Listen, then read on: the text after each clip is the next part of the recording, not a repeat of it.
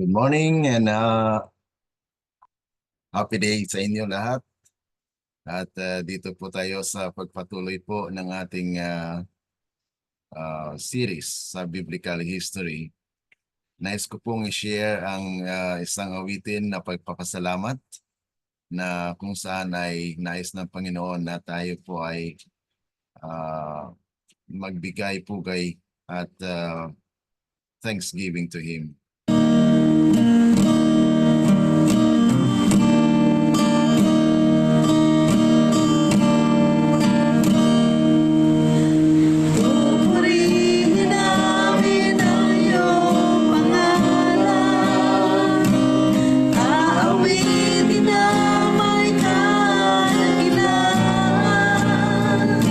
Ikaw ang Diyos na aming kalooban.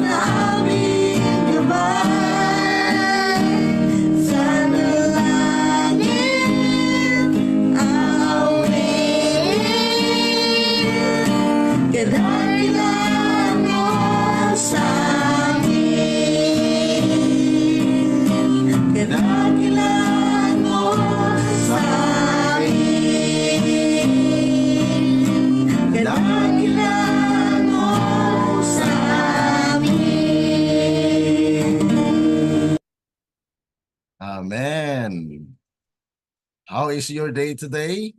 Kamusta po ang araw natin? I hope God's blessing will stay as we continue to praise Him and glorify His name.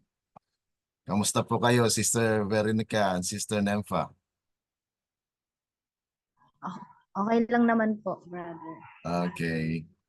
I hope today we will glean some glimpse of truth na kung saan ay atin pong ripasuhin ang ating pag-aaral po dito sa biblical history na kung saan ito po yung isang napakagandang kasaysayan po sa dito sa biblical history na kung saan ay isang ama ng pananampalataya ay naipakita rin po na may mga bagay na dapat tayo matutunan bago tayo maging tanyag na kilala at maging kaibigan po ng ating Panginoon. Okay, now sa ating prayer thought po, ito pong sabi ng expression, and Christ says, Abraham rejoices to see my day, and he saw it and was glad. How could Abraham behold the plan of the redemption? Ito ay sinabi ng Panginoon na actually mabasa natin yan sa John chapter 8 verse 57, 58 na kung saan ay si Kristo mismo ang nagsabi na before Abraham was, I am. Okay? And sabi po rito, how could Abraham behold the plan of redemption? How could he comprehend the great and glad working out of his plan through the future ages? And that is by faith. He saw the root and offspring of David. Kaya nga po, Abraham was the father of faith that spring up the root. This is actually where mabalikan natin yung kasaysayan na kung saan ay in the prophecy and history, there is a special connection with the future dahil ang mga matuwid ay mabubuhay. They will live by faith. Ang mga banal sa huling araw ay mananampalataya o mabubuhay na may pananampalataya. Sabi rito, he saw the root and offspring of David, the bright and morning star. He saw the one great antitypical sacrifice, gracing the word with his presence, living the life of God in this sinful world. And his righteousness was going before him, showing the way. And the glory of the Lord was his reward. So napakaganda ito mga kapatid na sinabi mismo ni Kristo na nagalak si Abraham na makita ang aking araw sa kapanahunan na kung saan ay nandun po siya sa karanasan na kanyang nakita ang provisyon ng kaligtasan ng ating Panginoon. Paano makikita ni Abraham ang plano ng pagtubos? Paano niya maintindihan ang mahusay at grande na pag nagtrabaho sa plano na ito sa pamagitan ng mga future, mga panahon na hinaharap sa pamagitan ng pananampalataya. Nakita niya ang ugat at anak ni David, ang maliwanag na umaga sa bituin. Nakita niya ang isang dakilang antitipikal na sakripisyo na sumasaklaw sa salita ng kanyang presensya. Nabubuhay ang buhay ng Diyos sa makasalanang mundo. At ang kanyang katuwiran ay nauna sa kanya na ipinakita sa kanya ang daan at ang kaluwalhatian ng Panginoon ay ang kanyang kantipala. So makikita natin sa buhay ni Abraham, kaya nga po ripasuhin natin kung ano po ang pinagdaanan ni Abraham na kung saan ay nais na Panginoon natin din pong maranasan. Tayo po muna ay manadali ang manalangin. Dakila at mabagin po naming Ama na nasa langit ka, sa umagang ito, nandito po kami upang sariwain ang karanasan po ng Ama ng pananampalataya na kung saan ay nais namin na kayo po ang siyang mangusap sa amin sa pamagitan ng inyong banal na espiritu, na kung saan ito po ang siyang ah, maging kabahagi po ng aming buhay. Tulungan nawa kami, Panginoon, na paglingkuran kayo na may katapatan at kasigasigan para po kayo ay matagpuan sa aming mabuhay at makita din po ng aming mga kapwa tao ang kaluwalhatian po ninyo. Salamat, Panginoon, na kayo po ay nagbigay sa amin ng karapatan upang maging kasama po sa inyong bayan. Ito po ay aming dalangin dahil lamang po sa matamis na pangalan ng aming Panginoong Yesus. Amen. Okay. Now, dito po tayo sa synopsis kung saan ay atin pong balikan ang karanasan po ni Abraham leaving for Canaan, Abraham's departure. Na alam po natin ay mayroon pong buhay na sagana sa kanyang tahanan. Ngunit tinawagan po siya ng Panginoon. Kaya nga po, without any question, Abraham obeyed. Sabi po rito sa Conflict and Courage, page 45, paragraph 3, atin pong kunin ang mga inspirasyon o mga sinalita po ng ating propeta na kung saan ay pinakita rin po yung kung papaano na ang buhay ni Abraham ay maging halimbawa din po sa ating kapanahunan. Abraham could not explain the leadings of providence. Yung minsan sa ating buhay ay ganun din po, mga kapatid, ano? Hindi natin ma-explain, hindi natin talagang maunawaan ang leadings ng ating Panginoon. Ngunit sa pamagitan po ng pananampalataya, sabi po rito, Abraham had not realized his expectations, but he held fast the promise. I will bless thee and make thy name great, and thou shalt be a blessing. With earnest prayer, he considered how to preserve the life of his people and his flocks. But, ito po yung talagang he would not allow circumstances to shake his faith in God's word. To escape the famine, he went down to Egypt. He did not forsake Canaan, and in his extremity, turned back to the Chaldeans' land, which he came. Where there was no scarcity of bread, yung pinanggalingan niya po ay talagang may kasaganaan. Pero hindi po siya bumalik doon. Salip ay tumungo sa Egypt na kung saan ay alam natin na hindi rin po niya alam kung ano pong kahantungan niya doon. Sabi nga po rito, but he sought a temporary refuge as near as possible to the land of promise, intending shortly to return where God had placed him. So dahil itong lugar, mga kapatid, ay malapit lang doon po sa promised land, so kaya nga po bumaba lang po siya upang magkaroon ng temporary refuge where there is a scarcity of food in Canaan.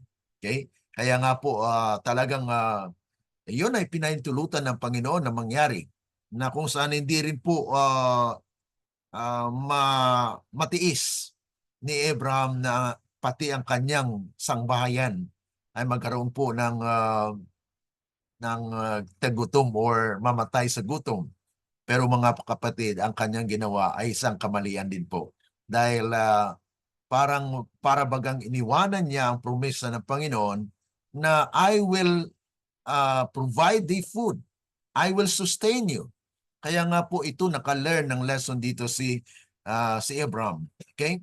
So God ordered Abraham to leave his land and go to Canaan. Ito po yung mga synopsis na babalikan po natin. He also promises him blessings. Nagpromesa ng Panginoon, nagkaroon na ng pangako ang Panginoon na magkaroon ka ng mga pagpapala dyan and protection. Yan po mabasa natin sa Genesis chapter 12 verse 2 to 3.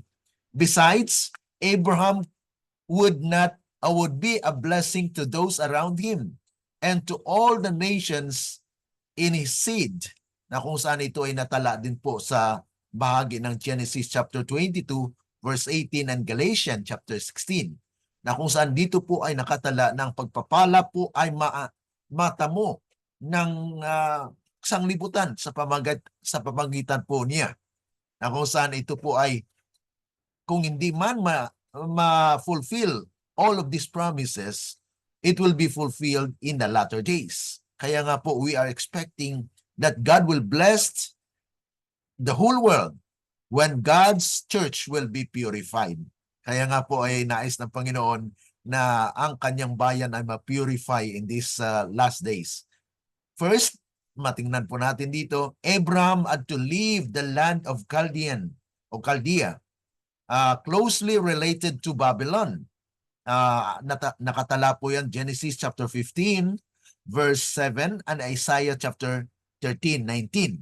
Yan po ang mga referensya na kung saan ay masasabi po natin na Chaldea is actually close to Babylon. It is part of Babylon. And to reach Canaan ay kun lang po yan. Talagang mahaba ding lakbayan po yan. Pero hindi po inalintana ni Abraham to go forward and to obey the Lord. We are also called to leave the false doctrines of Babylon. Kailangan din po natin maiwanan yung false doctrine of Babylon. Ano po ba yung false doctrine of Babylon? Katulad po sa isang katanungan kagabi, Sister Susan, na kailan po ba nag-umpisa yung sandilo? At alam po natin na there are prophecies in the Bible that we need to understand na kung saan ay nakatala na po yan sa banal na kasulatan na mayroon pong tinatawag natin na pagbabago or binago po yung kautusan. At ito po ay nasa Daniel chapter 7 verse 25. Yan po ang in-explain ko kagabi doon sa chat kay Sister Susan, na kung ano po ba itong mga dapat iwanan natin na doktrina ng Babylonia. That it was actually during the time of the Dark Ages. Yung Dark Ages po ito ay propesya na kung saan ay nag-umpisa noong 538. 538 AD hanggang 1798. That is total of 1,260 days or years. Na kung saan ang papacy is the one that ruled the world. Kaya nga po sa pamagitan ni Roman Emperor Constantine, nag-issue po siya ng sandilo. It was a first sandilo that happens. That is dated March 7, 321. Okay? So doon po nag-umpisa ng Roman Empire would like to universalize the religion. Kaya tinawag po siyang Catholic. Anong ibig sabihin ng Catholic? Catholic in meaning is universal. Okay? So pag ibig sabihin ba mga kapatid, ang Seventh-day Adventist ay Catholic din? Yes. Catholic, why? Because we are also universal. So ang Catholic na word ay universal po yan. Pag sinabi mong Roman Catholic, ibig sabihin, the Rome would like to universalize the power na kung saan nais niya na ang lahat ng tao ay sumunod sa kanya. Yan po yung dapat nating iwanan. Na kung saan dito po kay Abraham, he actually commanded by the Lord to leave his home. Kaya sa atin bilang mga Kristiyano, dumating po ang mensahe ng Kristyanismo sa Pilipinas noong kapanahunan ng mga Spaniards. Kaya nga po mapapansin natin na halos yung mga Protestants they are still following Sunday as the day of worship. But this was not the doctrine that the Bible teaches. Kaya nga po ito ay makita natin sa buhay ni Abraham na kung saan ay iniwanan niya po ang kanyang pananampalataya doon. Mayroon po siyang buhay doon sa Caldea.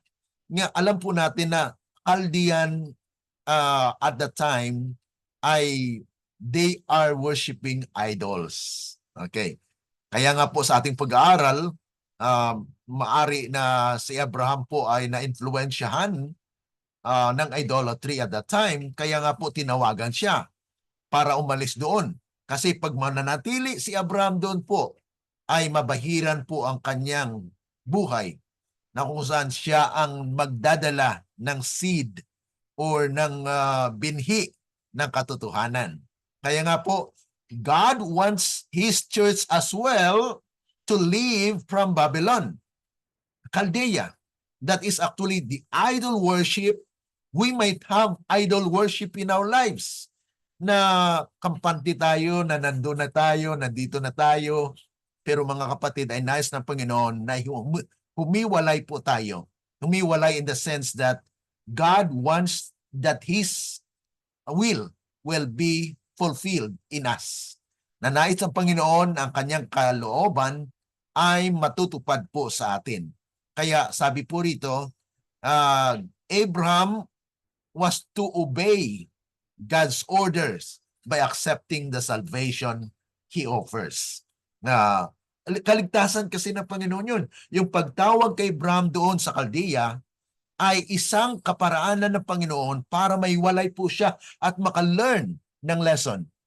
Kaya kung sa atin po mga kapatid, when we are called by God from these false doctrines na atin pong namatan or doon po tayo nabuhay, doon po tayo pinanganak, yung alam natin na Kristiyano po tayo, Sunday talaga yung yung kahit yung mga parents natin ay sumasamba sa araw ng Sunday.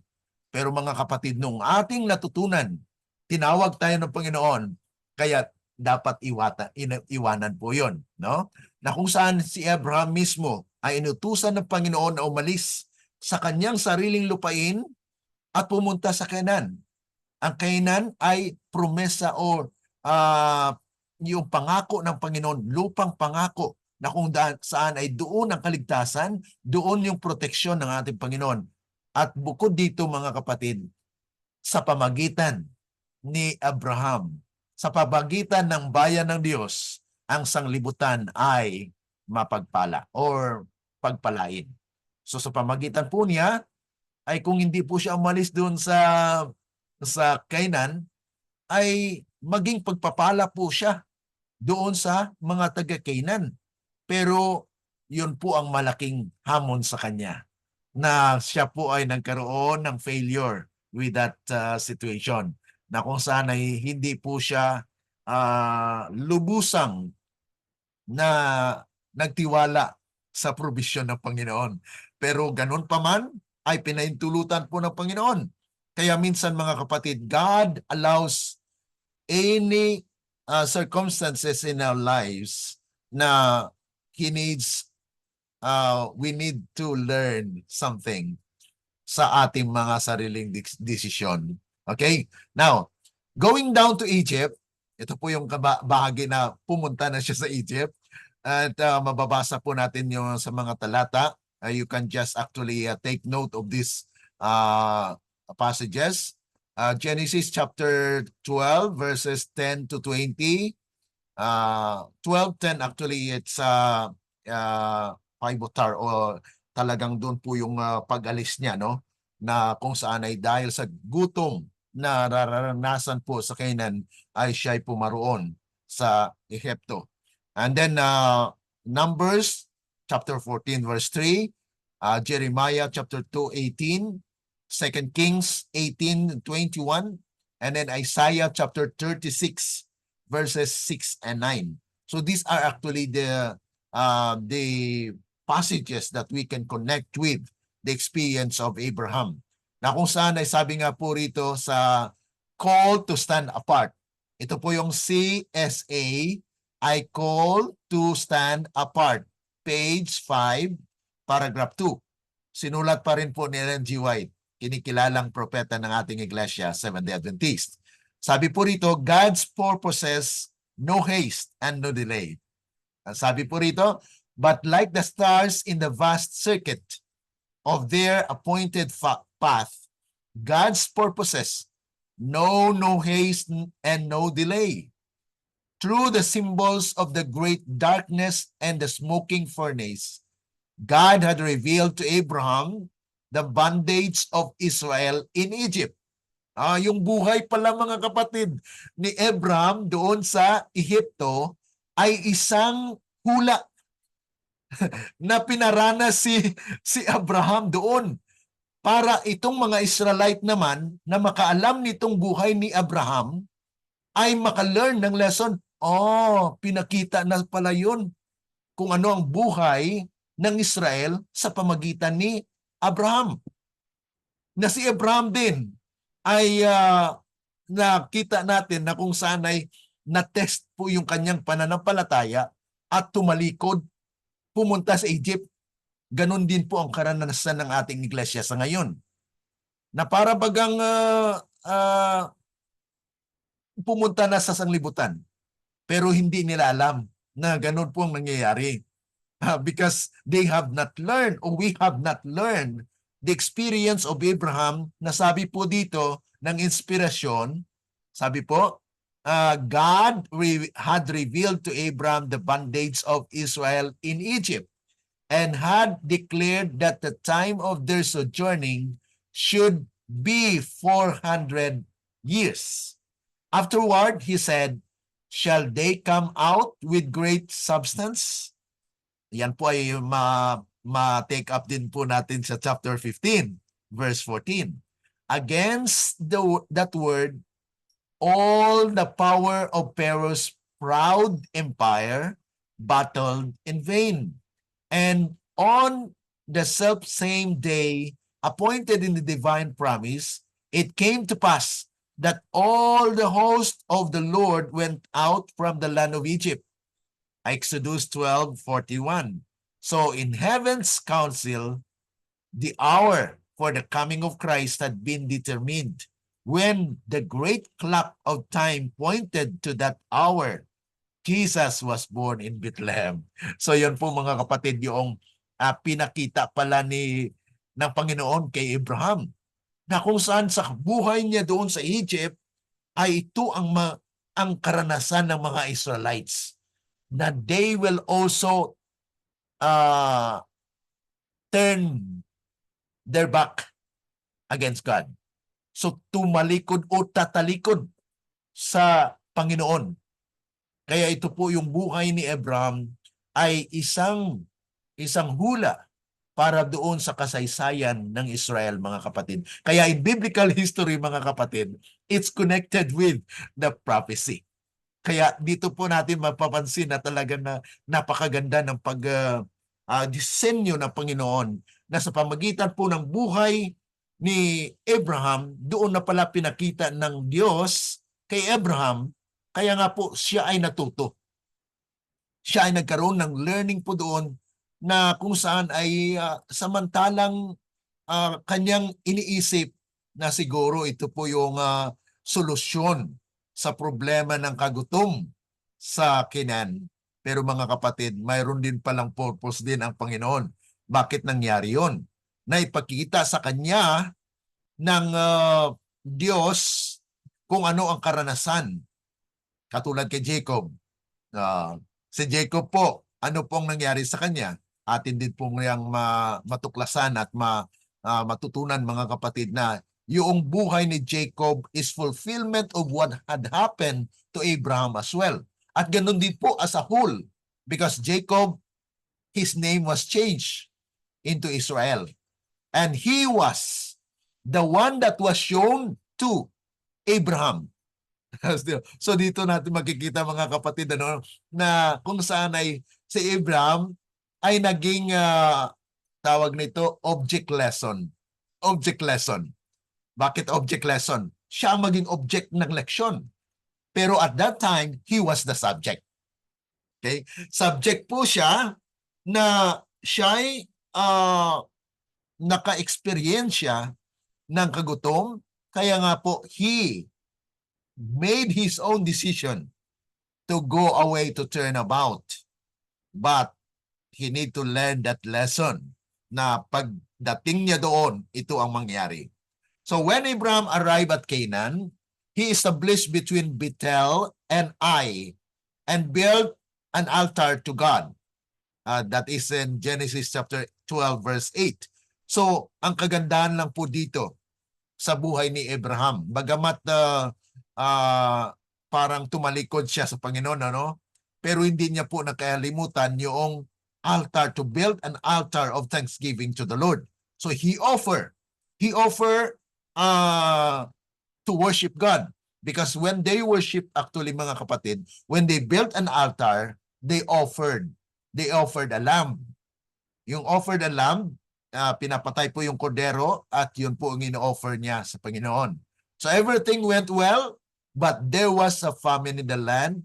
How did Abraham change? Ito po yung question actually doon. Bakit nagkaroon siya ng turnabout? Dahil mayroon pong famine na nangyari po sa lupain. Walking by faith, leaving Ur for Canaan. Siya po ay umalis. Yan po yung talagang makita natin na kabahagi po sa buhay ni Abraham. Trusting God, that is to Genesis chapter 12 verse 4, being a blessing na pinangako ng Panginoon sa kanya. Pero hindi parang hindi nagkaroon ng space sa kanyang remembrance dahil hindi niya po naalala yon na nagkaroon ng famine, ay parang nakalimutan niya, ano? Pero ganun pa man mga kapatid, ay it is actually as the history paves it, na kung saan makalearn din po tayo ng lesson na ang una niyang bahagi sa kanyang buhay, walking by faith. Pero mayroon din po lang bahagi sa kanyang buhay mga kapatid na walking without faith. Paglalakad po na walang pananampalataya. Dahil dito po sa pag-turn about niya, going to Egypt, is actually walking without faith. Okay, leaving Canaan for Egypt, na umalis po siya, trusting himself. Minsan mga kapatid ay we just trust our own decision, our own selves. Ito po yung karanasan ni Abraham. Kaya sa atin din po mga buhay, we can also learn from those mistakes that we have done. Being a curse. Kasi maging curse. Anong nangyari kay Pero at sa Egyptian? They were cursed by the Lord. So doon pinakita ng Panginoon na kung ano ang aking sinabi, yun ang mangyayari. Kaya parang curse yun sa bahagi ni Abraham. Bakit? Kinuha yung asawa niya. Pero ito naman ang kasalanan ni Abraham ay hindi niya sinabi na asawa niya. Kundi sinabi niya po na kapatid niya, para ang blessing na ipagkaloob ng Pero ay mapasa kanya. Pero anong nangyari? Kabaliktaran. The Pero and Egypt was cursed because of that. Dahil kinuha yung asawa. Okay? Then, yes, nandun sila sa templo o sa bahay ni Paraon. Talagang inalagaan. At noon ay nagkaroon po ng sakuna. There is also famine or what happened na nangyari po doon sa, parang may curse nga nangyari doon sa kay Pero. Kaya nga po, sinumatan ng ni Paraon si Abraham. Ano bang ginawa mo sa akin? Na sana kung sinabi mo na asawa mo to, ay hindi ko kinuha yung asawa mo. So ibig sabihin, if just kung si Abraham ay walk by faith at that time, na sinabi niyang totoo, ay hindi po nangyari yon na kunin ang asawa niya, pero at that time it was cursed for the Egyptian. God never left Abraham. Ganon din po sa ating mga buhay. Ang Panginoon po hindi umalis. Faithful po siya. Tapat po siya sa kanyang pangako sa atin. Abraham deserved a punishment, but God showed him grace. Na kung saan the same grace is available for us today. Napakaganda mga kapatid. So ito po yung synopsis ng karanasan sa buhay ni Abraham na kung saan ay nang lumisan o umalis sila sa Kanaan, pumunta ng Egypt, ay kasama po ang lahat actually. Kasama po si Lot doon, kasama yung pamilya niya, lahat niyang mga ari-arian. Kaya nung nakita ng Paraon, ng katauhan, ng mga leaders, commanders ni Paraon na maganda si Sarai, ay dinala po. At yun na nga po ang nangyari na nagpakilala na kapatid ni Abraham, at nangyari ay nanirahan po sila doon at dumami ang kayamanan ni Abraham. Ngunit sa kabilang banda ay nagkaroon ng sakuna na nangyari sa Egyptian. Kaya nga po itong si Pharaoh ay talagang sinasansala niya. He rebuked Abraham. Bakit ginawa mo ito sa akin? Bakit ginawa mo ito? Na sana ay sinabi mo sa akin. Kaya naging curse po ang presensya ni Abraham doon sa Egypt. Dito po natin makikita na dahil doon sa kulang na pananampalataya, hindi pagtiwala sa Diyos, ang nangyari po ay naging curse. Ano pa po ang mangyari dyan? Dahil sa sunod po natin na pag-aaral, bukas po ay mapapansin natin na mayroon po siyang dinala na katulong mula doon sa Egypt. Dinala niya pabalik sa Canaan. Ano pong nangyari? At doon sa pagbalik niya po mga kapatid, doon na po nagkaroon ng separation. Naghiwalay po si Lot, okay, at si Abraham. Pinapili at atin po yung matunghayan kung ano po ang nangyari po sa buhay. Dahil mayroon pong separation, ngunit ganun pa man ay makita po natin na kabigatan ito sa buhay ni Abraham, na kung saan ito ang resulta po ng kanyang pagkakamali doon. So he actually suffered the consequences of his own doing. Minsan sa ating buhay mga kapatid, we suffer the consequences of our own doing.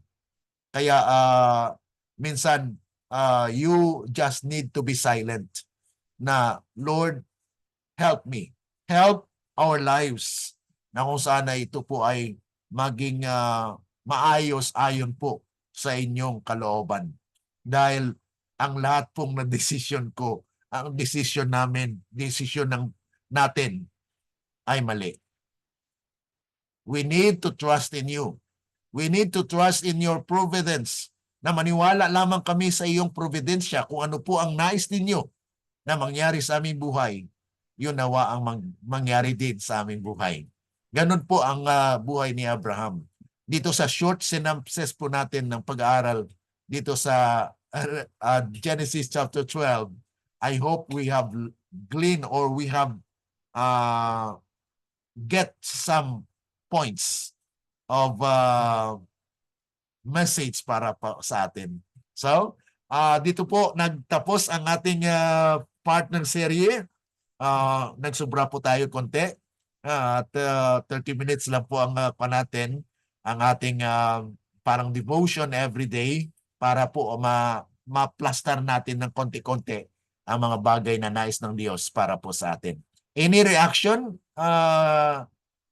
Reflection po sa ating mga napag-aralan na kung saan ito po ay yung synopsis sa buhay ni Abraham noong umalis po siya sa Kalia, sa Ur. Okay? At yun na nga po, mga kapatid, ay pumunta po siya sa hindi niya alam na lugar at doon po ay nagkaroon ng famine at lumisan siya muli papuntang Egypt. Ngunit ang presensya niya sa Egypt ay naging curse sa kanila dahil doon sa pagsisinungaling niya Ngunit yun po ay lesson para sa kanya na kung saan ay mayroon pa rin providence sa Panginoon. Kaya hindi niya mapaliwanag, hindi niya maintindihan. Minsan mga kapatid, yun ang ating feeling din na hindi natin maintindihan, Panginoon, matanggap niyo po ba ako? Si Abraham po ganun, na naranasan niya po na ah, kulang pala ako sa pananampalataya. Kaya doon nabuo ang kanyang pagkatao na kung saan ay kinilala siyang man of faith, na kung saan ay sa sunod sa last part of his life ay nakalearn po siya ng mga lesson in his experiences. Okay, any reaction po? Good morning po. Good morning, Sister Susan. How are you there? Nakarating ba po kayo sa island? Opo, na ito na po ako. Amen. Glory to God po. Sige po, ano pong makuha natin? Comment? Yung pong nangyari po dun sa Chaldeans Aha. na sumasamba po sa Diyos. Napakahalaga po pala ng desisyon. Tinawag siya ng Diyos at yung desisyon niya ay sumunod. Kaya napakahalaga po pala ng desisyon at yung desisyon ding iyon ay nahahayag ang weakness. Yun pong kahinaan ni Abraham nung magkaroon po ng paghihirap o kagutuman. Katulad po doon kay Sarah. Pumunta po siya sa Egypt pero hindi siya nagtiwala sa Diyos, sa kanyang sarili pa rin. At dahil doon nagkaroon po ng curse. At doon po naman sa Kanaan nagkaroon din ng curse dahil sa nandun yung kagutuman pero hindi siya nagtiwala sa Diyos. Kaya napakahalaga po pala ng desisyon sa buhay ng isang tao at nais ng Diyos na makaalis sa mga wrong doctrine.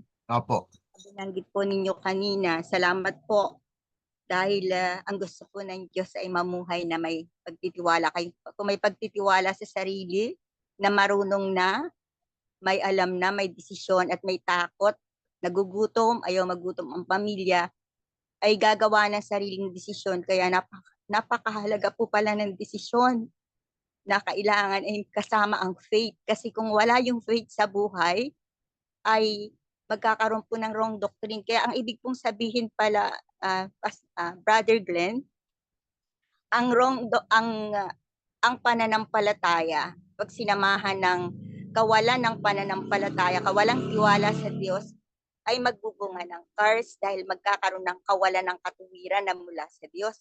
Kaya yung righteousness po na binigay ng Panginoon noon pa sa buhay ni Abraham nang siya po ay pagdalahin sa Kanaan, salamat po na ipinakita yung kawalan ng pananampalataya sa panahon ding ito ng maraming nagaganap na tayo po ay nandun sa panahon ng curse dahil yung pong wrong doctrine ay nandun po sa atin ngayon at yung wrong doctrine na yun ay yung Sunday law. Nakakalungkot po at nakakagilabot na kailangang pagtagumpayan iyon ng lahat na nasa loob ng simbahan, kahit anong klase ng simbahan dahil tayo po ay under na po ng Katoliko bilang isang Kristiyano. At dahil under tayo ng Katoliko, papalsi na batas, ay nais po ng Diyos na ingatan na tayo ngayon at ma-purify para mag-aral dahil kulang po ng kaalaman, yun ay kulang ng faith.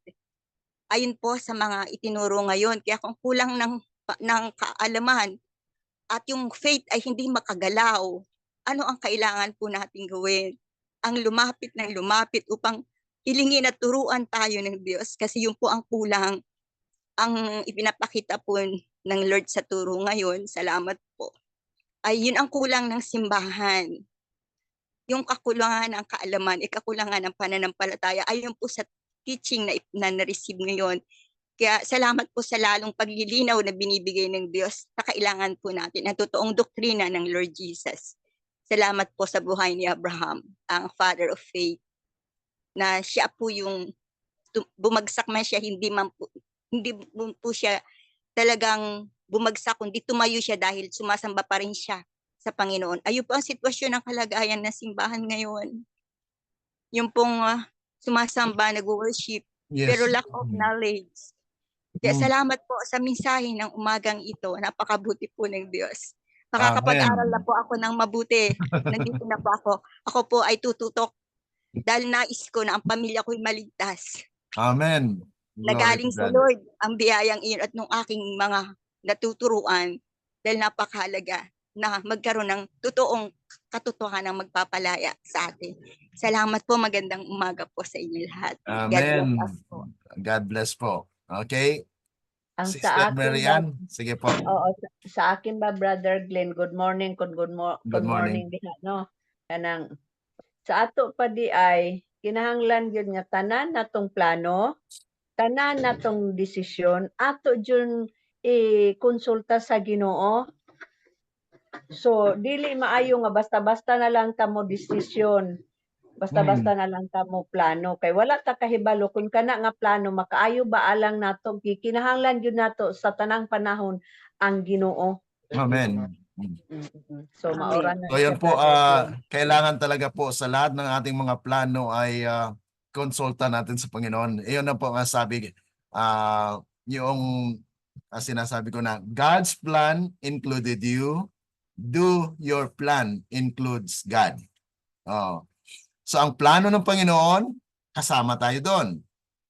Ang tanong, sa ating mga plano ba, kasama ang Diyos? Ayan po mga kapatid. Kaya when we have plans, then include God. Because God includes us in His plan. Ganun po ang Panginoon. Kasama po tayo sa mga plano niya. Kaya ang hamon po sa atin, sa ating mga plano, kasama po bang Diyos? So yan Oo po, na nga, Sister Urian.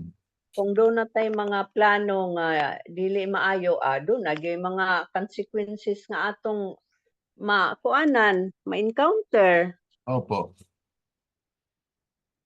Okay, some more. Sino po ang may reaction? Comments? Okay, wala na po.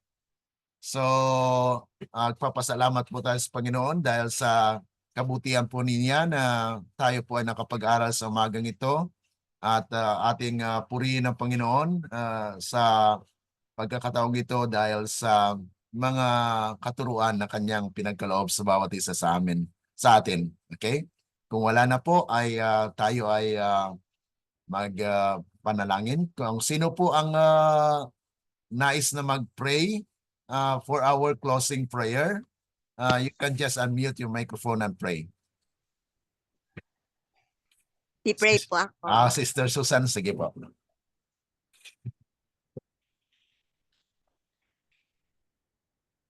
Salamat po. Salamat po, Ama. You have knowledge, you have power. But within us, we are lack of knowledge and wisdom. Ama, turuan mo kami. Turuan mo kami na matuto. Kami nagpapakumbaba sa iyo. Isinusuko namin ang aming sarili. Without nothing, wala po kaming alam. Ang nais po namin ay totoong pagbabago ng isip, pagbabago ng puso. Yung mga teaching na na-receive po namin na matagal ng panahon at kahit doon sa bago na nag-aaral, Lord, sa iyo po kami humingi ng tulong sa kapangyarihan ng Espiritu Santo na kami po ay lagyan mo ng liwanag mula sa Lord Jesus upang yung liwanag na ito tumanglaw sa isip namin at yung lahat ng laman namin, ng puso namin, we surrender, O Lord. We surrender. At ang aming pong kalooban ay hindi yung sa amin, kundi yung kalooban mo. Lahat po ng teaching na narinig po namin sa buhay po ni Brother Glenn, Lord, ang dalangin namin sa kanya, i-bless mo po lalo siya ng more love, more power, more wisdom. Lord, kailangan po namin ng tagapagturo na dala ay liwanag at yung tatanglaw sa dilim na hindi po namin nalalaman. Kaya we need you, God. Salamat na ang pagtuturo ay pagtutuwid, ang pagtuturo ay pagkatuto, Ang pagtuturo ay paglalaman lahat ng naisin mo dahil you have a plan for us not to Lord, not to destroy us, but to prosper us. Yes. Nais mo namin mangyari ang sinabi mo sa Jeremiah 29:11. Napakahalaga po ng salita mo na nais po namin na yung planong iyon mangyari sa amin alinsunod sa iyong kalooban. Yes. Salamat po. Hiningi namin ang pag-iingat sa buong pamilya ng mga nakikinig ngayon, nag-aaral ngayon, at sa buhay po ng buong pamilya ni Brother Glenn. Yes, sir. Tulungan mo po sila sa lahat ng kanilang mga gawain at tulungan mo po sila, Ama, na lalong magliwanag sa puso ng mga nakikinig sa bawat salitang lalabas sa kanya ay yung salitang may buhay at kapangyarihan sa bawat isa na puno ng pag-ibig. Salamat po, Ama, ibinabalik namin ang mataas na papuri at pasasalamat sa kapangyarihan ng dugo ng Panginoon Jesus nagtatakip sa aming lahat ngayon at naglilinis sa aming mga puso. Salamat po, Ama, sa iyo, sa pangalan ng Panginoong Jesus. Amen. Amen. Let the words of our mouth and the meditations of our hearts be acceptable unto thine sight, O Lord, our strength and our Redeemer. Amen. Amen po at magandang umaga. Salamat po sa Amen. taon. Salamat. Salamat po. Kaya bukas po ay balikan natin. Balik po tayo. 13, chapter 13 na po tayo. Okay. Okay. Bye-bye. Ingat po kayo.